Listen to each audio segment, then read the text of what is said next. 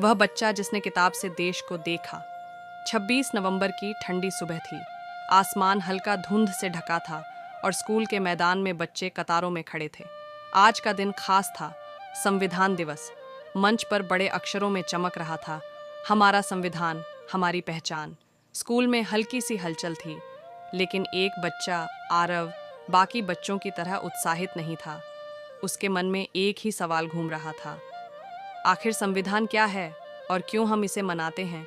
उसके लिए संविधान बस एक मोटी मुश्किल सी किताब थी जिसके बारे में वह सिर्फ परीक्षा के समय सोचता था, लेकिन आज उसके दिल में पहली बार इसे समझने की इच्छा थी।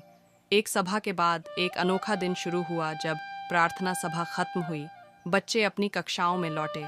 आरव की क्लास में आज समाज विज्ञान के शिक्षक डॉक्टर थे मेहता आए थे। वे शांत स्वभाव के, गहरी आवाज वाले और कहानी सुनाने की अनोखी क्षमता रखने वाले शिक्षक थे।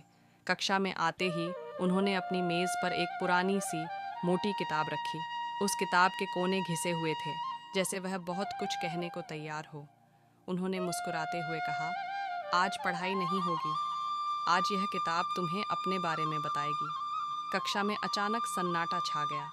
आरव के भीतर उत्सुकता बढ़ गई। क्या किताब सच में बोल सकती है? 2 संविधान की कहानी। जैसे किताब जीवित हो उठी डॉक्टर मेहता ने किताब खोली और बिना भूमिका के बोले, बच्चों, यह किताब सिर्फ कानूनों की सूची नहीं है, यह एक सपना है, एक ऐसे भारत का सपना जहां सबके अधिकार बराबर हों। उन्होंने आगे जोड़ते हुए कहा, कल्पना करो, आज से कई साल पहले लोग आज़ाद तो थे पर समान नहीं थे। किसी को छूने से रोक दिया जाता था, किसी को शिक्षा से, किसी को बोलने से। आरव की आंखें फैल गईं। उसने कभी ऐसा भारत नहीं सोचा था।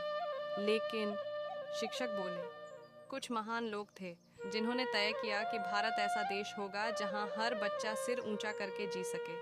फिर उन्होंने पुस्तक से पहला वाक्य पढ़ा, हम भारत के लोग। वाक्य साधारण था पर उसमें ताकत थी। आरव को लगा कि जैसे यह किताब उससे कह रही हो, देश सिर्फ नेताओं का नहीं, तुम्हारा भी है। 3 संविधान सिर्फ सरकार के लिए नहीं। आरव ने हाथ उठाकर पूछा, सर, ये सब तो सरकार के लिए होगा ना, हम बच्चों का इससे क्या रिश्ता?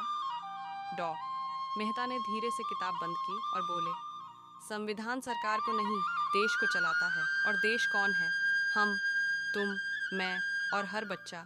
उन्होंने आगे समझाया, जब तुम सच बोलते हो, जब तुम किसी के साथ भेदभाव नहीं करते, किसी को कमज़ोर देखकर उसका मजाक नहीं उड़ाते, तब असल में संविधान तुम्हारे अंदर जीवित होता है। आरव ने पहली बार महसूस किया कि संविधान सिर्फ एक किताब नहीं, एक जिम्मेदारी है।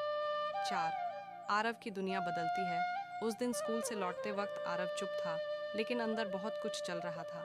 उसने सोचा, अगर संविधान सबको समान मानता है तो मैं क्यों अपने 2 दोस्तों को जाति के कारण अलग मानूं? अगर संविधान बोलने की स्वतंत्रता देता है तो मैं गलत चीज़ देखकर चुप क्यों रहूं?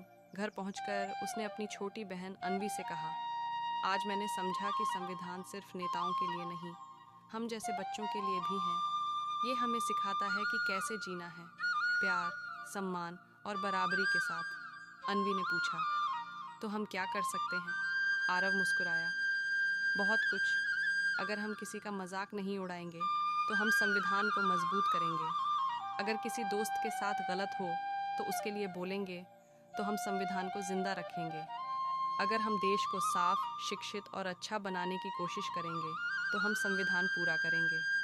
उस वक्त आरव को लगा कि उसने अपने हाथों में एक नई रोशनी पकड़ ली है, एक ऐसी रोशनी जो उसके जीवन का रास्ता बदल सकती है। 5 स्कूल में लौटते ही बदलाव शुरू। अगले दिन स्कूल में एक घटना हुई। क्लास का एक कमज़ोर छात्र साहिल कुछ बच्चों द्वारा छेड़ा जा रहा था। पहले आरव ऐसे मौक़ों पर चुप हो जाता था, लेकिन आज उसे संविधान याद आ गया। वह आगे बढ़ा और बोल उठा, रुको, सबको बराबरी का अधिकार है, तुम उसे कमज़ोर समझकर परेशान नहीं कर सकते। बच्चे रुक गए। शायद वे हैरान थे कि आरव बोल रहा है। साहिल उसकी तरफ देखकर मुस्कुराया, धीमी पर सच्ची मुस्कान। आरव ने महसूस किया कि संविधान सिर्फ पढ़ने की चीज़ नहीं, करने की चीज़ है। 6 कहानी का अंत नहीं, शुरुआत है। उस शाम डॉ मेहता ने क्लास में कहा, संविधान दिवस मनाने का असली मतलब गुब्बारों या भाषणों में नहीं है, बल्कि इस समझ में है कि देश हमसे शुरू होता है।